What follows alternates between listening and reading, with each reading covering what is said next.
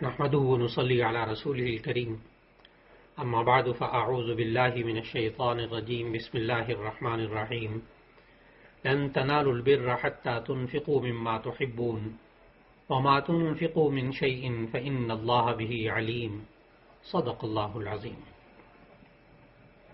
آج خلاصہ قرآن حکیم کے سلسلے میں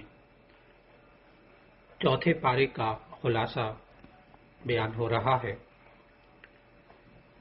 چوتھے پارے کے آغاز میں اللہ رب العزت نے ہمیں انفاق فی سبیل اللہ یعنی اللہ کی راہ میں خرچ کرنے کا ایک ادب اور سکھایا اور فرمایا کہ تم ہرگز نیکی کا کمال حاصل نہیں کر سکتے یہاں تک کہ اللہ تعالیٰ کی راہ میں اپنی پسندیدہ چیز کو خرچ کرو۔ معلوم ہوا کہ انسان اگر نیکی کمانا چاہتا ہے تو اپنی پسند کی ہوئی چیز کو اللہ کی راہ میں خرچ کرنا چاہیے۔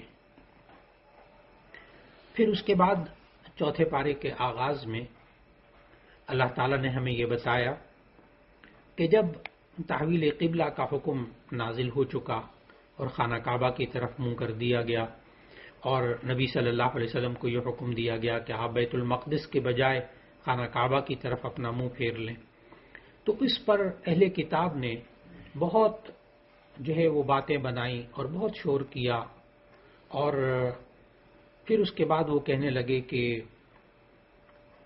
اللہ تعالیٰ نے بیت المقدس سے کیوں آپ کا قبلہ ہٹایا، اور اس پر وہ مختلف الزامات ہیں وہ لگانے لگے، اور یہاں تک کہا ان اہل کتاب نے کہ بیت المقدس وہ خانہ کعبہ سے افضل ہے اور اسے زمین پر اللہ تعالیٰ کا پہلا گھر ہونے کا شرف حاصل ہے۔ یہ اہل کتاب اس وقت کہتے تھے کہ بیت المقدس خانہ کعبہ سے افضل ہے کیونکہ اللہ تعالیٰ کا پہلا گھر وہ وہی بنا تھا۔ اس پر اللہ تعالیٰ نے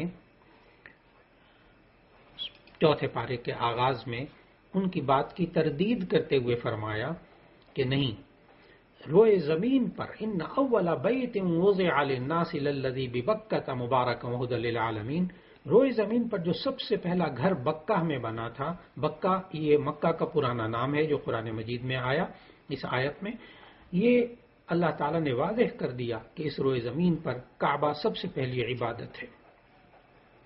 پھر اللہ تعالیٰ نے بتایا کہ یہ خانہ کعبہ اور اس کی مسجد حرام، اس میں ایسی نشانیاں پائی جاتی ہیں جو بڑی فضیلت والی ہیں۔ اس میں مقام ابراہیم ہے، اس میں زمزم ہے، اس میں حتیم ہے، اور پھر اللہ تعالیٰ نے ہمیں سمجھایا ان آیات میں کہ حرم کا ایک یہ بھی مقام ہے کہ جو شخص حرم میں داخل ہو جائے اسے امن حاصل ہو جاتا ہے۔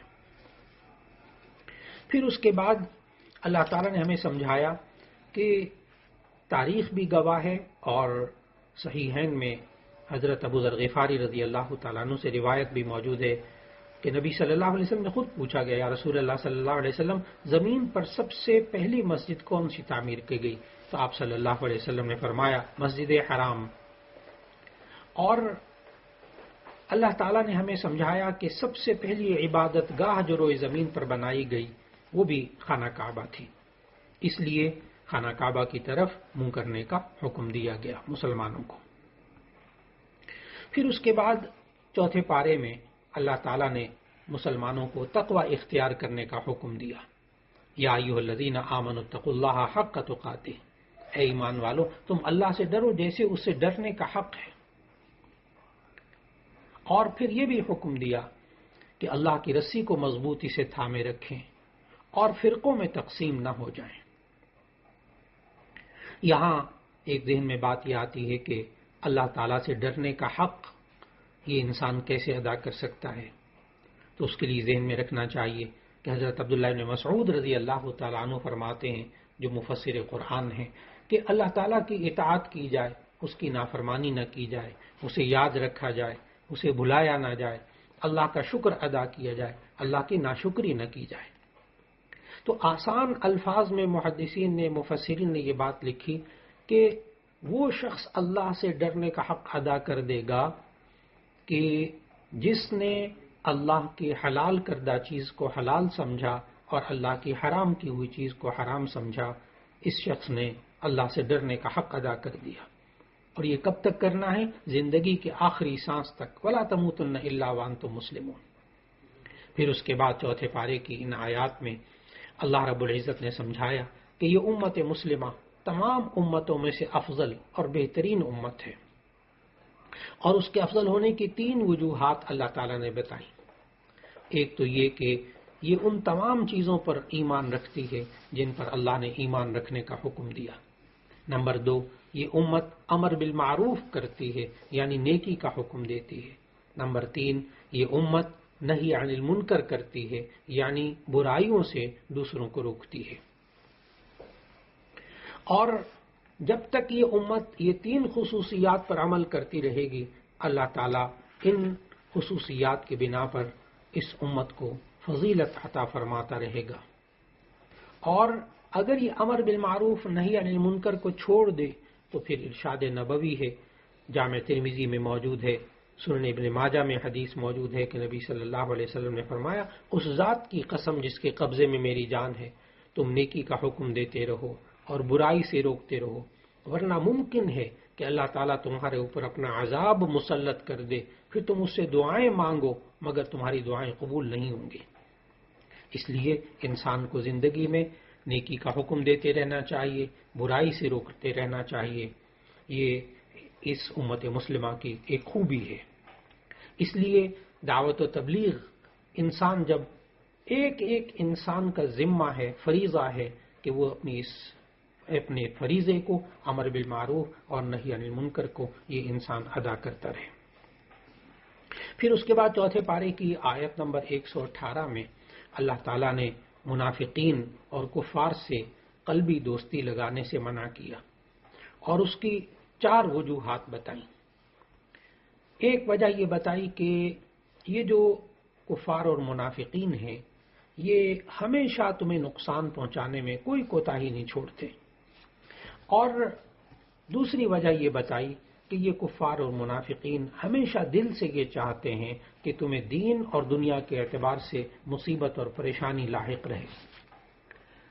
تیسری وجہ یہ بتائی کہ ان کے چہروں اور ان کی باتوں سے تمہارے لیے بغض اور عداوت ظاہر ہوتا ہے. اور چوتھی وجہ یہ بتائی کہ کفار اور منافقین سے دوستی نہ رکھو، کیونکہ ان کے دلوں میں جو بغض اور حسد چھپا ہوا ہے وہ ان کی ظاہری باتوں سے کہیں زیادہ سخت ہے.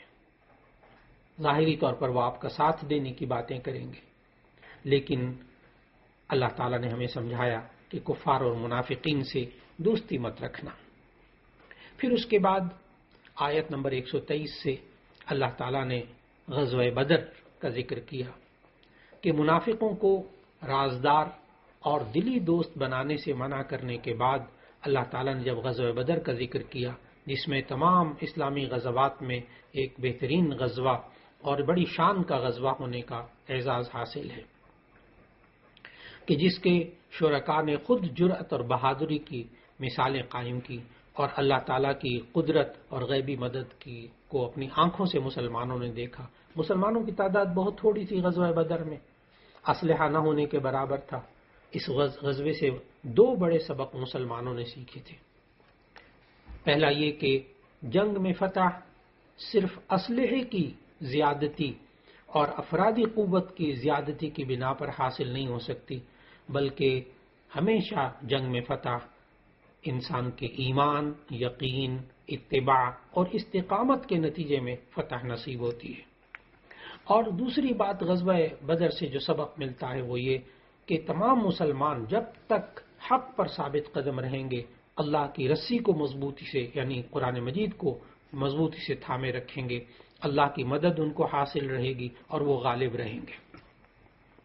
اس کے بعد آیت 155 سے اللہ تعالیٰ نے غزوہ احد کا ذکر شروع کیا، اور غزوہ احد جو ہے اس کا اتنا تفصیل سے اللہ تعالیٰ نے چوتھے پارے میں ذکر کیا ہے کہ تقریباً 55 آیات پر مشتمل ہے کہ جس میں غزوہ جو ہے احد کا اللہ تعالیٰ نے ذکر فرمایا. ان آیات میں اللہ تعالیٰ نے شکست کے اسباب اور حکمتیں بیان کی ہیں، اور تنقید بھی ہے، تعریف بھی ہے. اور جو ہم جب غزوہ احد کا اختصار کے ساتھ مطالعہ کرتے ہیں تو معلوم ہوتا ہے کہ تاریخ اسلام میں غزوہ بدر میں قریش ذلت آمیز شکست سے دوچار ہوئے تھے۔ انہوں نے شکست کا انتقام لینے کے لیے بھرپور تیاری کے بعد شوال سن 3 ہجری میں ابو سفیان کی قیادت میں مدینہ منورہ پر چڑھائی کر دی تھی۔ اس وقت قریش کا لشکر 3000 جنگجوؤں پر مشتمل تھا۔ قریش کے اندر 3000 اور 200 گھڑ سوار تھے، 700 زرہ پوش تھے، 3000 اونٹ تھے، 500 عورتیں بھی ساتھ تھیں، اور اس کے مقابلے میں اسلامی لشکر کے اندر قریش کے 3000 لشکر کے مقابلے میں مسلمانوں کی تعداد صرف 700 تھی۔ نبی صلی اللہ علیہ وسلم نے حضرت عبداللہ ابن جبیر رضی اللہ تعالیٰ عنہ کی قیادت میں 50 تیر اندازوں کا ایک دستہ جو عقب میں پہاڑی تھی اس پر متعین فرما دیا، جس کو آج بھی جبل الرمات کے نام سے یاد کیا جاتا ہے۔ آپ صلی اللہ علیہ وسلم نے ان 3 اندازوں کو جو دستہ تھا پورا اس کو تاکید فرما دی تھی کہ فتح ہو یا شکست ہو کسی صورت میں بھی آپ نے یہاں سے نہیں ہٹنا۔ لیکن نبی صلی اللہ علیہ وسلم نے اس کے بعد جب مجاہدین کو میدان میں پھیلا دیا اور قریشی لشکر کے ساتھ مقابلہ شروع ہوا تو اس کے لیے اپنے سواروں کو استعمال کرنا ممکن نہ رہا۔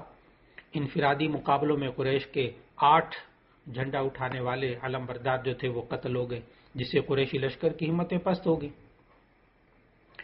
قریشی لشکر کی شکست دے کر جبل الرمات کے تیر اندازوں نے بھی اپنی جگہ چھوڑ دی اور 10 مجاہدین کے سوا باقی سب مال غنیمت جمع کرنے میں مصروف ہو گئے۔ دیکھا کہ شکست ہو گئی ہے، اب مال غنیمت جمع کر لیں۔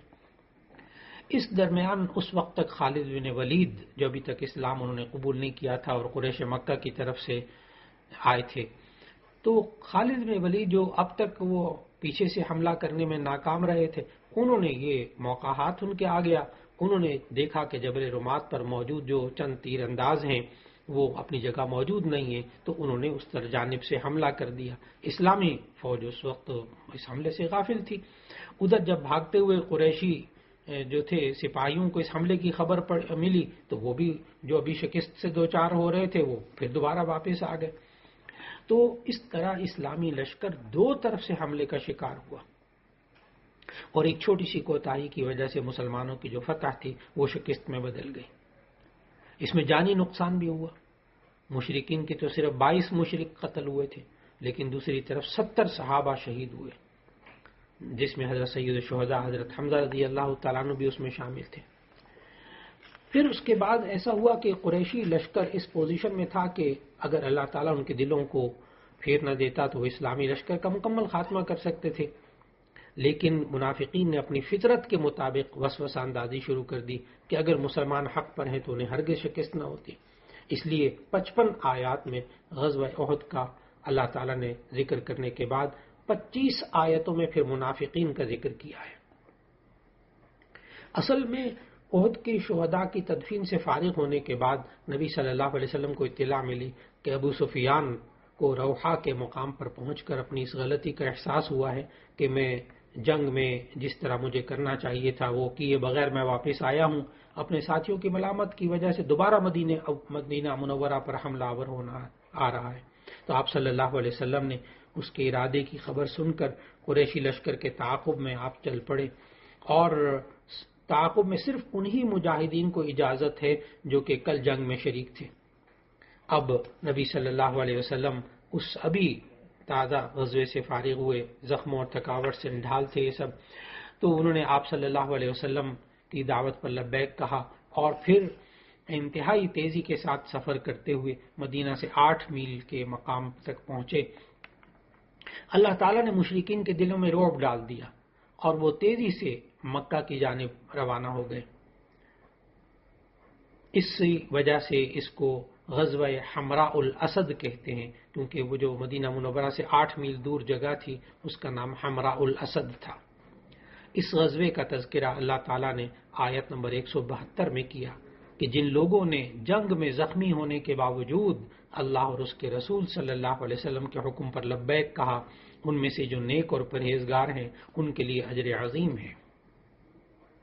سورہ آل عمران کے آخر میں اس 4 پارے میں ان اہل ایمان کا ذکر ہے جو ہر حال میں اللہ تعالیٰ کو یاد کرتے ہیں اور زمین و آسمان کے بارے میں غور و فکر کرتے ہیں اور اللہ سے دعائیں مانگتے ہیں۔ اور پھر سورت جہاں مکمل ہو رہی ہے اس میں اللہ تعالیٰ نے کامیابی کے، فلاح کے 4 اصول بتائے۔ ایک یہ بتایا کہ صبر یعنی دین پر جمے رہنا، مشکلات اور مصائب کی وجہ سے دل چھوٹا نہ کرنا، یہ کامیابی کا ایک بنیادی اصول ہے۔ دوسرا اصول اللہ تعالیٰ نے سورہ آل عمران کے آخر میں یہ بتایا کہ دشمن کے مقابلے میں دشمن سے زیادہ استقامت اور شجاعت و بہادری کا مظاہرہ کرنا چاہیے، یہ فلاح کا اصول ہے۔ اور تیسرا اصول اللہ تعالیٰ نے بتایا کہ دشمنان دین سے مقابلہ کرنے کے لیے ہر وقت اپنے آپ کو تیار رکھنا چاہیے۔ اور چوتھا اصول فلاح اور کامیابی کا اللہ تعالیٰ نے سورہ آل عمران کی آیت 200 میں بتایا کہ ہر حال میں اور ہر جگہ اللہ سے ڈرتے رہنا چاہیے۔ انہی مضامین کے ساتھ سورہ آل عمران کا اختتام ہوا چوتھے پارے میں، اور پھر آخری پاؤ میں اللہ تعالیٰ نے سورۃ النساء کا ذکر فرمایا۔ سورۃ النساء کا جب ہم مطالعہ کرتے ہیں تو جیسا کہ عرض کیا کہ ہر سورت کے شروع میں اللہ تعالیٰ نے ہر سورت کے شروع میں ہمیں آج بھی اپنے قرآن حکیم کے اندر جو ایک سطر ملتی ہے اس میں چند چیزیں واضح طور پر ملتی ہیں۔ ایک تو سورت کا نام ملتا ہے سورۃ النساء، اور اس کا جو قرآن مجید میں ترتیبی نمبر ہے وہ 4 ہے، اور جسے توقیفی نمبر کہتے ہیں۔ اور جو نازل ہونے کے اعتبار سے سورہ نساء یہ 92 نمبر ہے۔ اب آپ ذہن میں آگے آپ کے کہ کل 114 صورتیں قرآن مجید میں، تو اس کا نمبر 92 ہے، تو اس کا معنی یہ بہت آخر میں آنے والی صورتوں میں سے ہے۔ اور یہ مدنی صورت ہے، یعنی ہجرت کے بعد نازل ہوئی ہے۔ اس سورہ نساء کے اندر آیات کل 176 ہیں اور 24 رکوع ہیں۔ بخاری شریف کی روایات میں سورہ نساء کو سورہ نساء کبریٰ بھی کہتے ہیں، یعنی بڑی سورۃ النساء، اور سورۃ النساء کو قصرہ یعنی چھوٹی سورہ نساء، وہ سورہ طلاق کو کہا جاتا ہے۔ اصل میں نساء جو ہے وہ عورتوں کو کہتے ہیں۔ لفظ نساء یہ جمع ہے امرأتن کی۔ یہ ذرا عربی زبان میں ایک عجیب سی بات ہے کہ کئی الفاظ، چند الفاظ عربی میں ایسے ہیں کہ جو واحد کا لفظ اور ہوتا ہے، جمع میں کوئی اور لفظ ہوتا ہے۔ اس کو کہتے ہیں جمع من غیر لفظ ہی، یعنی نساء یہ جمع ہے امرأتن کی۔ امرأتن کا معنی عورت، نساء کا معنی عورتیں۔ یہ نام سورہ نساء کا اس سورہ نساء کی پہلی آیت میں موجود ہے۔ تو نساء عورتوں کو کہتے ہیں، چونکہ سورہ طلاق میں بھی اور سورہ نساء میں بھی عورتوں کا ذکر کیا، عورتوں کے احکامات بتائے گئے، عورتوں سے متعلق مسائل بیان کیے گئے، اس لیے اس سورت کا نام سورۃ النساء رکھا۔ اور سورہ نساء کبریٰ اس لیے اس کو کہتے ہیں سورہ نساء کو کہ اس میں زیادہ احکام تفصیل سے بیان ہوئے، اور چھوٹی سورہ نساء یعنی سورہ نساء قصرہ یہ کہا جاتا ہے سورہ طلاق کو، کہ اس میں بھی اللہ تعالیٰ نے عورتوں سے متعلق احکامات بیان کیے۔ اللہ تعالیٰ نے اس سورہ نساء کے اندر یتیموں کے حقوق بھی بیان کیے۔ یتیموں کے بنیادی طور پر اللہ تعالیٰ نے 3 حق بیان کیے۔ ایک یہ کہ یتیموں کے جو مال ہوں وہ ان کے حوالے کر دیے جائیں، اور دوسرا یہ حکم دیا کہ ان کے مال کو کھا لینا اور ان کے مالوں کو ہضم کر لینا، غصب کر لینا، اس سے بچنے کی کوشش ہو۔ اور اسی طرح یتیموں کے مال میں جو اچھا مال ہے اس کو ردی مال سے بدلنے کی کوشش نہ کی جائے۔ یہ حکم یتیم بچوں کے بارے میں ہے اور یتیم بچیوں کے بارے میں بھی ہے۔ پھر اللہ تعالیٰ نے اس سورہ نساء میں نکاح کے بارے میں ذکر کیا کہ 4 عورتوں سے نکاح کرنے کی اجازت ہے، مگر شرط اللہ تعالیٰ نے یہ بیان کی کہ شوہر ان کے حقوق ادا کرنے کی سکت رکھتا ہو، ان کے درمیان عدل و انصاف بھی ملحوظ رکھتا ہو۔ لیکن فَإِنْ خِفْتُمْ أَلَّا تَعْدِلُوا فَوَاحِدَةً، اگر تمہیں ڈر ہو، یعنی شوہر کو ڈر ہے کہ وہ حقوق ادا نہیں کر سکے گا، انصاف نہیں کر سکے گا، تو ایسی صورت میں اسے ایک ہی بیوی پر اکتفا کرنا چاہیے۔ دراصل اللہ تعالیٰ نے یہاں جو 4 بیویوں کی اجازت دی تو اسلام سے پہلے بھی کئی بیویاں رکھنے کی اجازت تھی، لیکن اس وقت نہ تعداد متعین تھی، نہ بیویوں کے درمیان عدل و مساوات کی شرط تھی. ایک ایک شخص 10 عورتوں سے بھی، اس سے بھی زیادہ سے نکاح کر لیتا تھا. لیکن اللہ تعالیٰ نے عورتوں کے حقوق ادا کرنے کے ساتھ ساتھ نکاح میں 4 بیویاں تک رکھنے کی اجازت دی، لیکن ساتھ ہی یہ سمجھا دیا کہ اس انسان کو چاہیے کہ اگر یہ نہ انصاف کر سکتا ہو تو ایسی صورت میں ایک ہی بیوی پر اکتفا کرنا چاہیے. پھر اس کے بعد میراث کے احکام اللہ تعالیٰ نے بتائے سورہ نساء کی اس دوسرے رکوع کے اندر، اور آیت نمبر 11، 12، 13 اور 14 میں اللہ تعالیٰ نے میراث کے احکام بتائے. ان کو آیات میراث بھی کہتے ہیں. اسلام سے پہلے عورت کو میراث کے بارے میں کچھ بھی نہیں دیا جاتا تھا، بلکہ عورت خود میراث میں تقسیم ہوتی تھی. ایک شخص کا انتقال ہو جاتا تھا تو پھر اس کے جو ہے عزیز و اقربا میں یہ کہا جاتا تھا کہ یہ اونٹ فلاں کے ہیں، یہ بکریاں فلاں کی ہیں، یہ زمین باغات فلاں کے ہیں، اور یہ بیوہ جو ہے یہ فلاں کی ہے. تو عورت ذات کو میراث میں تقسیم کر دیا جاتا تھا. لیکن اسلام نے عورت کو زندہ رہنے کا حق دیا، اور پھر اس کے ساتھ ساتھ عورت کے حقوق کو متعین کیا. چنانچہ یہ آیات میراث کے اندر اللہ تعالیٰ نے 12 ذوی الفروض بیان کیے، یعنی 12 انسان ایسے بتائے جن کا حق اللہ نے مقرر کیا ہے. ذوی الفروض کہتے ہیں کہ وہ انسان کہ جن کا حق اللہ تعالیٰ نے خود ان آیات میں مقرر کیا ہے، اور یہ ذوی الفروض کل 12 ہیں. اور آپ ان آیت نمبر 11، 12، 13، 14 کا مطالعہ کیجئے، ترجمہ پڑھیے تو آپ کو اندازہ ہوگا کہ 12 ذوی الفروض میں سے 4 مرد ہیں اور 8 عورتیں ہیں. 4 مردوں کا اللہ نے حصہ بیان کیا اور 8 قسم کی عورتوں کا اللہ نے حصہ بیان کیا ذوی الفروض کے طور پر. تو اللہ تعالیٰ نے عورتوں کو اتنا حق عطا فرمایا. اس لیے اب مسلمانوں کو انہی آیات پر عمل کرنا ضروری ہے.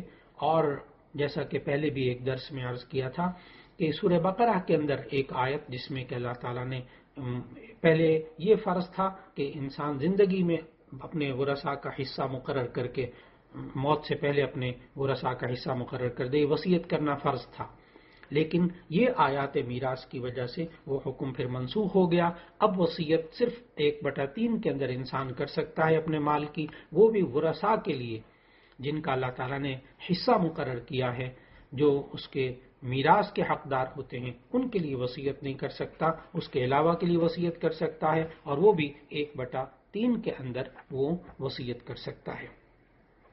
اس طرح اللہ تعالیٰ نے ظلم کا بھی خاتمہ کیا اور بچوں اور خواتین کو بھی وراثت کا حقدار قرار دے دیا، اور عورت کو خاص طور پر اللہ تعالیٰ نے اس کے اندر بہت اہمیت دی. سورہ نساء کے ان آیات میں اللہ تعالیٰ نے 4 پارے کے بالکل آخر میں محرمات کا ذکر کیا. محرمات وہ عورتیں جن سے انسان کبھی بھی نکاح نہیں کر سکتا. وہ جو محرمات ابدیہ ہیں، یعنی کبھی بھی انسان اس سے نکاح نہیں کر سکتا، یہ اللہ تعالیٰ نے 4 پارے کے آخری رکوع میں بتایا. اس رکوع کا مطالعہ، یعنی 4 پارے کا آخری رکوع کا مطالعہ بہت اہمیت کا حامل ہے. اس سے آپ زندگی کے اندر 3 باتوں کے بارے میں رہنمائی حاصل کر سکتے ہیں. محرمات ابدیہ کون کون سی ہیں، یعنی وہ عورتیں جن سے انسان کبھی شادی نہیں کر سکتا.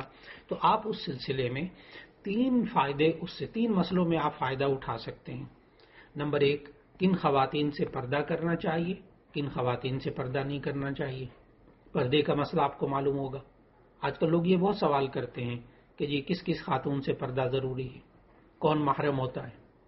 اسی طرح کن عورتوں سے شادی کرنا جائز ہے اور کن عورتوں سے شادی کرنا ناجائز ہے، یہ والی بات بھی سمجھ میں آ جاتی ہے. نمبر 3، حج اور عمرے میں عام طور پر بہت سے لوگ سوال کرتے ہیں کہ جی فلاں خاتون فلاں مرد کے ساتھ جا سکتی ہے کہ نہیں، وہ اس کا رشتہ دار ہے، محرم بنتا ہے کہ نہیں بنتا. تو ایک پردے کے بارے میں، ایک شادی کے بارے میں، ایک حج اور عمرے میں محرم ساتھ جو جاتا ہے، اس کے لیے یہ 4 پارے کا آخری رکوع بہت اہمیت کا حامل ہے.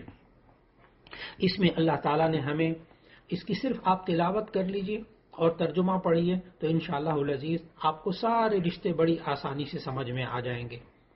اللہ تعالیٰ نے ارشاد فرمایا کہ محرمات ابدیہ یعنی وہ عورتیں جو انسان کے لیے حرام ہیں، ان میں ایک حرمت علیکم امہاتکم، تمہاری مائیں تم پر حرام ہیں۔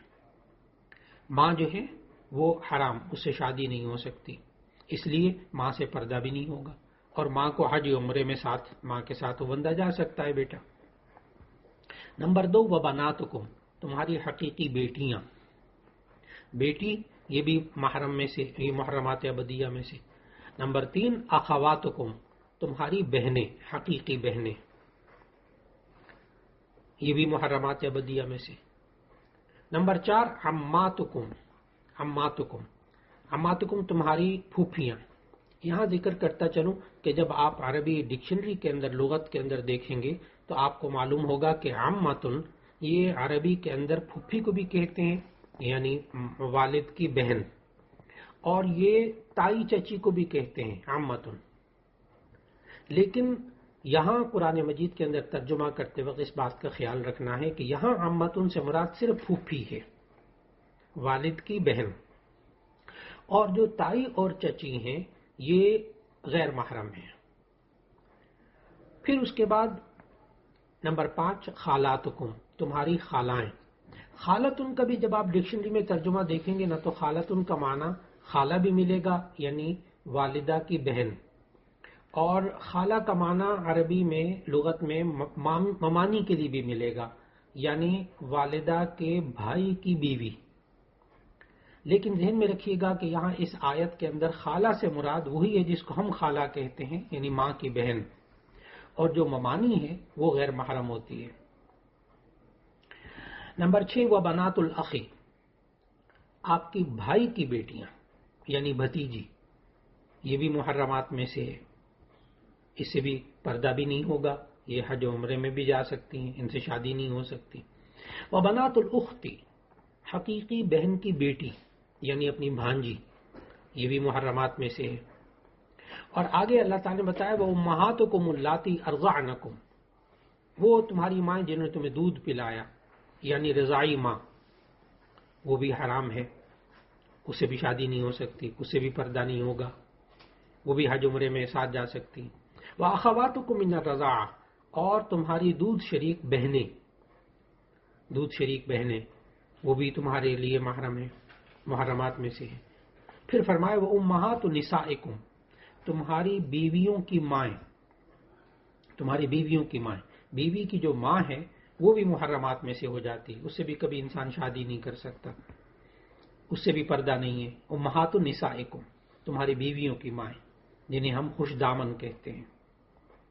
پھر آگے فرمائے وربائبکم اللاتی فی حجورکم من نسائکم اللاتی دخلتم بہن، اگر کسی عورت سے شادی کی جائے، اس کا جو پہلا شوہر جو فوت ہو چکا ہے، اس نے طلاق دی، اس سے کوئی بیٹی ہو، وہ بیٹی جب آپ اس عورت سے شادی کریں گے بیوہ ہونے کے بعد، طلاق کے بعد، تو وہ بیٹی بھی اس کے ساتھ آ گئی۔ اب یہ بیٹی کہلاتی ہے ربیبہ، سابقہ شوہر کی بیٹی جو اس عورت سے ہوتی ہے تو یہ کہلاتی ہے ربیبہ، وہ بھی محرمات میں سے ہے۔ پھر آگے اللہ تعالیٰ نے بتایا وَحَلَائِلُ أَبْنَائِكُمُ الَّذِينَ مِنْ أَصْلَابِكُمْ، یعنی بہو، آپ کے بیٹے کی جو بیوی ہے وہ بھی آپ کے لیے اب محرمات میں سے ہو گئی۔ اسی طرح اللہ تعالیٰ نے سمجھایا وَأَن تَجْمَعُوا بَيْنَ الْأُخْتَيْنِ، دو بہنوں کو جمع بھی نہیں کر سکتے، یہ بھی ممنوع ہے۔ لیکن چونکہ بیوی کی بہن، اس آیت سے معلوم ہوا کہ جو بیوی کی بہن جسے سالی کہا جاتا ہے یہ بھی انسان کے لیے غیر محرم ہے، کیونکہ یہ محرمات ابدیہ میں سے نہیں ہے۔ بیوی کا انتقال ہو جائے یا طلاق دے دی جائے تو ایسی صورت میں اس کی بہن سے شادی ہو سکتی ہے۔ محرمات ابدیہ وہ کہلاتی ہیں کہ جن سے کبھی شادی نہیں ہو سکتی۔